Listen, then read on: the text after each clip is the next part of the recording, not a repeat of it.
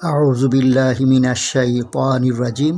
বিসমিল্লাহির রহমানির রহিম। আল্লাহু রাব্বু মুহাম্মাদিন সাল্লাল্লাহু আলাইহি ওয়াসাল্লামা নাহানু ইবাদু মুহাম্মাদিন সাল্লাল্লাহু আলাইহি ওয়াসাল্লামা। তাফসিরে নাঈম নবম খণ্ডের 259 পৃষ্ঠায় লিখিত আছে, এক বদকার মেয়ে লোক তার দোস্তের সাথে বাজারের রাস্তায় যাচ্ছিল। রাস্তা কাদাময় ছিল। তাদের সামনের দিক থেকে এক আল্লাহওয়ালা ফকির খালি পায়ে আসছিল। তখন তার পায়ের কাদা ওই বদকার মেয়েটির কাপড়ের উপর ছিটকে পড়ে, যার কারণে বদকার মেয়েটির বন্ধু ফকিরকে এক থাপ্পড় মারে।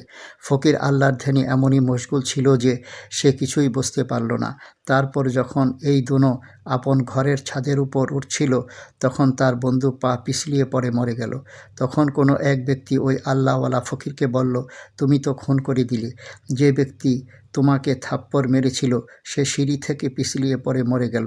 তখন ওই আল্লাহওয়ালা ফকির বলল, এতে অবাক হওয়ার কি আছে? বদকার মেয়ের কাপড় খারাপ হওয়ায় তার বন্ধু রাগ হয়ে আমাকে থাপ্পড় মারে, আর আমার বন্ধু আল্লাহ রাগ হয়ে আমাকে থাপ্পড় মারা বদলা লয়।